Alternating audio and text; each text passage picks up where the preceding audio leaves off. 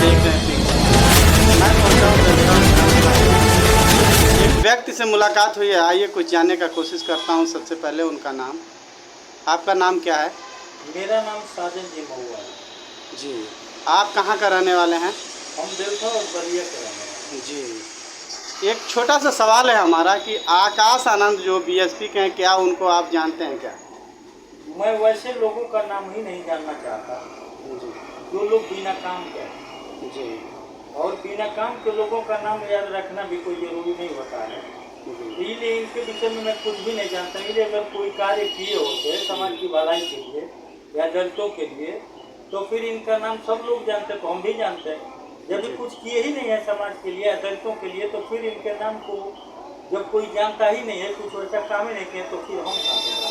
तमाम दलितों पे अत्याचार हो रहा है और दलित बस्तियों में बलात्कार हो जा रहा है, मर्डर हो जा रहा है, तो क्या ये लोग आकर के मदद करते हैं क्या? कहीं नहीं, इनका कहीं कोई नाम नहीं है। ये किसी भी प्रकार का कहीं किसी का मदद करते हुए बाहर नहीं। हाँ। आज इस समय उत्तर प्रदेश में सबसे बड़ा नेता है, बहुजन समाज का नेतृत्व उन पे सौंपा गया है, आप उनको जानते ही नहीं हैं। ऐसे कैसे हो सकता है? हाँ, हो सकता है ना। ये लिए कि ये अपने आप में चाहे जो कुछ भी मतलब रखते हो, लेकिन जब समाज के काम आने वाले व्यक्ति नहीं है, तो वैसे फालतू लोगों का हम नाम भी नहीं लेना चाहते और नहीं कौन जानते हैं। सबसे बड़ी बात तो ये। अभी देखा जाए कि जो 4 साल की पार्टी है, एडवोकेट चंद्रशेखर आज़ाद जी को आप जानते हैं, भीम आर्मी? बिल्कुल अच्छी तरह से इनको जानते हैं। किस तरीके से जानते हैं? ये लिए कि हमेशा इनका चाहे यूट्यूब, चाहे ऐसे भी समाचार पत्रों से, चाहे जहाँ से भी इनकी आवाज़ें हमारे कान तक पहुँचती रहती हैं और हमेशा संघर्ष में ये रहे हैं। और हमेशा मतलब दलितों के ही ये मसीहा हैं, दलितों के लिए 2 कदम चलते हैं। चंद्रशेखर जी को इतना आप करीब से कैसे जानते हैं? इसलिए उनको करीब से जानते हैं कि दलित बस्तियों में अगर कोई अत्याचार होता है, खून होता है, चाहे कोई कहीं हत्याएँ होती हैं, चाहे कहीं लूटपाट होते हैं, तो ये तुरंत पहुंचते हैं। अगर अपने नहीं पहुंच पाए, अगर संजोग से, तो इनके सिपाही लोग जरूर पहुंचते हैं और जा कर के उनकी मदद करते हैं। सिपाही किनको कह रहे हैं? इनके जो भी इनकी मतलब जो कहा जाता है कि भीम आर्मी के जितने कार्यकर्ता हैं, यही लोग मतलब कि पहुँच, ये जरूर पहुँचते हैं और आइन मौके पर पहुँचते हैं। देखा जाए कि इनका काम ऐसा होता है कि जैसे सरकार दिल्ली में बैठी होती है, अगर कोई भी क्राइम होता है तो पुलिस पहुंच जाती है, उसी प्रकार से इनका भीम आर्मी का सेना भी गांव-गांव पहुंचता है क्या? हाँ बिल्कुल, हर मोड़ पे पहुंचता है।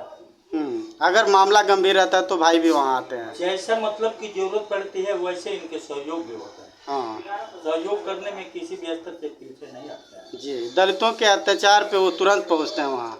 हाँ, तुरंत पहुँचते हैं। मैं ये भी चाहूँगा हाँ कि ये दलितों के अगर इस वक्त आज के परिवेश में अगर कोई असली मसीहा है तो हमारे चंद्रशेखर रावण जी हैं। आप अपने समाज को क्या संदेश देना चाहेंगे?